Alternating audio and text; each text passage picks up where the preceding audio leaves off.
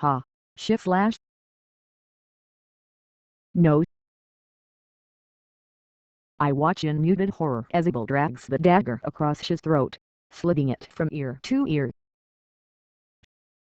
Shiv gags, blood gushing forth from the wound, before falling to the ground. He is very, very still.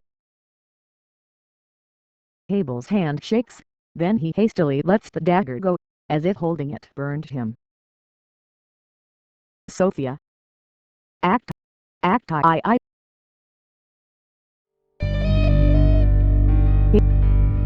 Abel staggers around in his brother's blood, like he's unsure of what he's just done.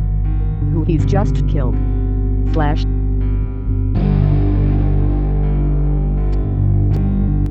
Activate. Text speed soundtrack auto forward sound. I wondered if he knows that these are the fruits of the events he set into motion. I'm nauseated by the sight of all the blood, sees blood, spilled on the desert sand. But a cold kind of satisfaction comes over me now that all of this is over.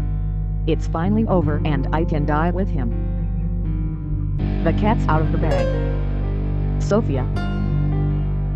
Please, just be quick with me. To my surprise, he doesn't move toward me next, rather just looks at his bloody hands in confusion. I can't believe it. With my own hands I killed him. I remember it like it was yesterday. I'd just turned 16. I'd heard my mother in a beautiful dream. Or was it a vision? A nightmare in disguise.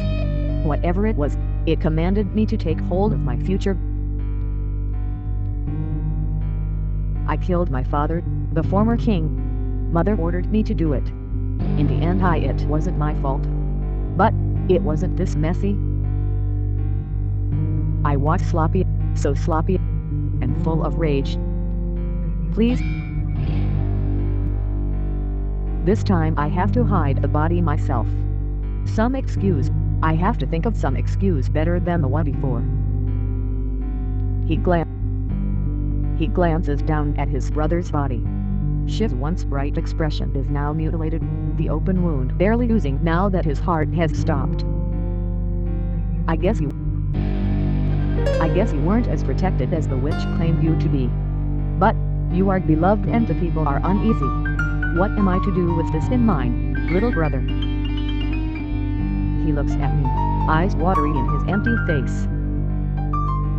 We were born for one another. I think it's time you returned to your true form. He makes a few precise motions and chants low. The song sounds ancient and twisted. As I return to my human form, I notice that it doesn't hurt nearly as much as when he first changed me. I find myself lying on the ground. My limbs feel heavy. When I open my eyes I see his own dead ones. What have you done? Come here, Sophia, it's dirty there. I scramble to my feet and away from the body, shocked to my core. Nausea arises and I fight it down. I can't help it. I glance down once last time. I spot the only evidence that I was ever cursed lying on the ground. A tiny owl skin with a little purple velvet cape knotted about its withered neck. Then I stumble to Abel's side. Are you still feeling unwell? His voice is uncharacteristically gentle as he pulls me to his side. The blood, it's everywhere. He's covered in it. I'm sorry about all of this. I never knew you were cheering for me from the start. I had no reason. I was wrong. You saw through his deception and the truth to my words. For a moment I'm overcome by a wave of guilt, grappling with this feeling of betrayal. My betrayal. I managed to push it away, lying to myself that this is for the best. Sacrifice. Survival. That's all that matters right now. And, besides, I always loved Abel more in the first place. Right? She was too caught up in his delusions. Abel is the solution to the kingdom's problems right now. Be my queen. I'm asking you to marry me. There's no need to answer me, because it's already implied in your actions up to this point. I suspect that you'll be a clever queen. You'll know what things need to be done and how they'll need to be done my way. He pauses to take a breath, puffing out his chest like he's some sort of motion picture villain. It's a fitting analogy, really, for this all feels so over the top, so grandiose in scope, a fast-paced action conspiracy flick that I never signed up to co-star in. What do you say? He grabs my arm and I wince. You're hurting me. Marry me. Why, you said I didn't need to answer. Still, I want to hear you confirm our mutual feelings.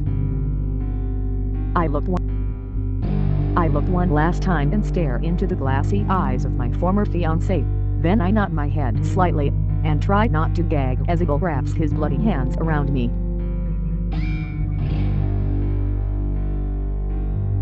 His kiss is rough and possessive, all the gentleness of his tone forgotten.